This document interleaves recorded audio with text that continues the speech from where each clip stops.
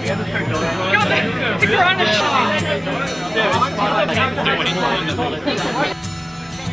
edge. Like that. Something like Matt, obviously, sharp on both sides, so it doesn't matter if he's hitting whichever.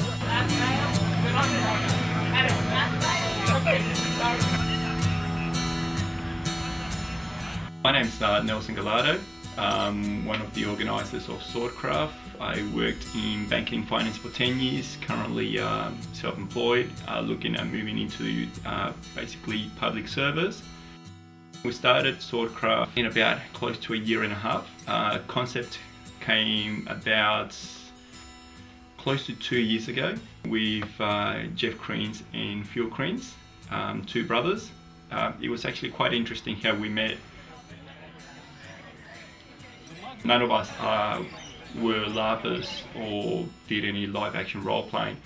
I went to 2 events back when I was 18. A friend invited me, and that was up in Sydney. About 10 years ago I moved to Melbourne. About 2 years ago I decided that I wanted to try something out. Went online, had a look that there were a lot of different events overseas, and I looked for something here in Melbourne. I did find a group which used to run back then, which was Philosophers Guild, part of the Victorian live action roleplay community. Ended up getting in touch with the forums, went to the event. It wasn't what I was expecting. Good thing, good positive point was that that's where I met Jeff and Phil. I've been talking about perhaps starting like a battle game. After going to that event, caught up with Jeff. As you do in the business world, we had a coffee meeting, lunch meeting, and then a few more coffees. And we found that we actually had a lot of very similar ideas, and I guess that to actually get it off the ground, that's where the different expertises came into effect. And most of the meetings that we had were basically about what we were going to do and why it was going to be different, or whether it was going to be something that we liked, and whether we liked it, would other people like it. The more I spoke to them, the more I felt that my ideas were aligned with theirs as well, and that's where Swordcraft basically was born. It came about. I got into a senior management role, and obviously where I worked, it's one of those things that there is still like a negative connotation behind the hobby, that a lot of people that don't understand it. Some of my colleagues and some of my clients knew, and especially the ones that I've maintained in contact from when I resigned my previous role, and they think it's great. I've had friends come down from interstate, and they know about it, and then they'll come down and they'll check it out. Now some of them they won't get involved because for them it's one of those things that is just not for them.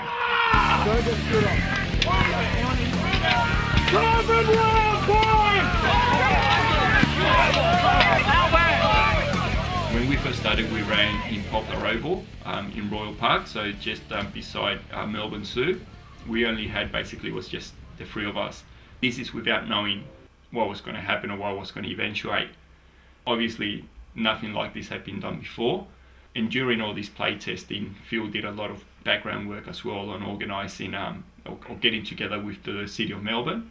And in saying that, I guess that when you talk to people that you're going to be fighting, doing battles, hopefully getting to the stage where there's going to be a lot of people, they can be quite apprehensive. The good thing about Phil is that he communicates very well, and he took a lot of the props, so he took a lot of the swords, took some of the arrows that we use, the IDV arrows, and showed the council members, the City of Melbourne as well. So with a lot of those, it was actually quite good because they got to see what the items, what they were, and that it was quite safe, and that we were not going to be using any real weapons, and it was going to be mostly just a battle game happening. I remember getting there, we had no idea what was going to happen. Jeff brought along some beers, and that was always our fallback. We just go for a beer. We had a few beers. Second week we had a few more people, so there were 5 of us, and we started running some, just some small games. And the week after that we had about 10, 15, and then it just grew from that. Where it actually grew very quickly and in such a level that within the space of only about a month, 2 months, we were getting noise complaints. After getting one warning, then getting another warning, we were trying to tell our members, look guys, you got to be quiet after 10 p.m. and obviously, you know, when you're getting a larger group of about 30-40 people, it's hard to do that. Great thing is that the City of Melbourne told us, look, we've got another oval that we feel is going to be better suited, which was Crawford Oval in Princess Park. And got to say that that was the best move we could have made. We had storage space, which we still do, access to all the change rooms in the pavilion there, and full access to the footy field. Got no benefit to me, really.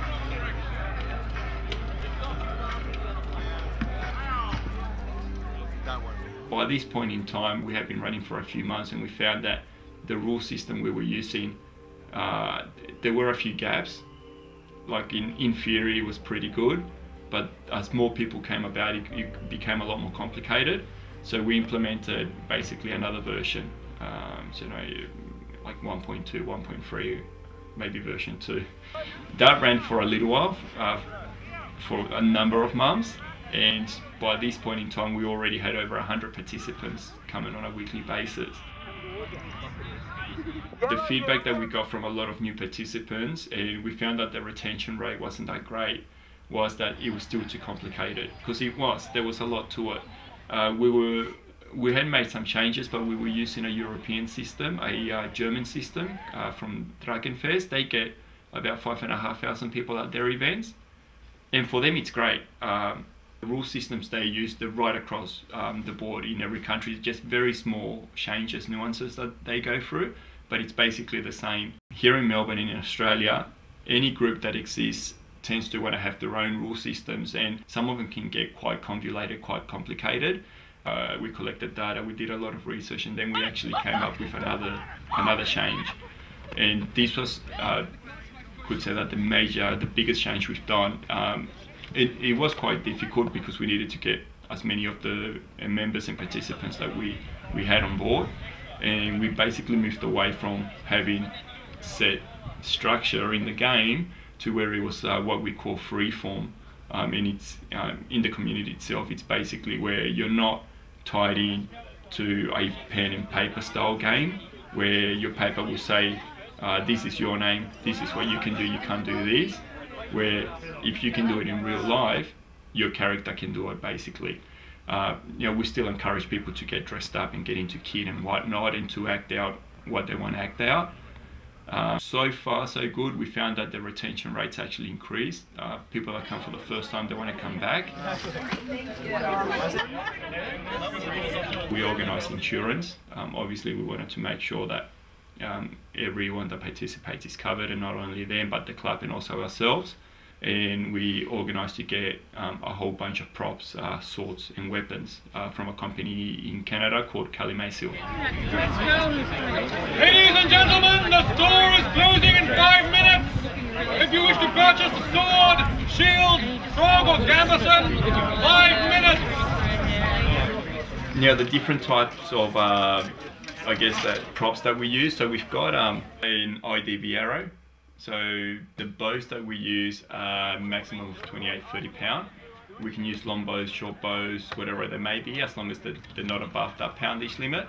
You know, the IDV arrow, it's basically the technology it's got. It's sockets bigger than your eyeball socket, so it won't do any damage. If you do get hit, worst that you'll get will be a black eye. And it does compact quite a bit as well. If you have a license, you can actually use a crossbow on the field. Obviously, it's a lot more difficult to get one of those licenses. You actually need to have a shooter's license, and you need to be approved by Victoria Police to be able to hold it. And then once we've cited that, so far we've only got one member out of 1,500 people that can actually use a crossbow in the field. Damn it, he caught me. And for the swords, this is one of the Kalimaisil club swords. You can get really fancy ones. These swords go for about $100. The really fancy ones could go anywhere up to about $280. And then if you want to get custom made stuff from Europe, which is not the same style of foam, but they can set you back up to about maybe 300 euros. Take a different form, but at this point, Sword in the air. With the Kalimesul one, it's injected foam. It's quite safe. Like you can really squash it and turn it, and then it just goes back to its original shape. Even if you get hit, it doesn't hit too hard. And the whole aim of the game is to actually pull the blow, so you're not actually going out there to do any lasting damage. And the tips actually have Kevlar lining, so they are thrust proof as well. So you can actually thrust at people as long as it's done in a safe manner, and they all count as hits. We just didn't know what was going to happen.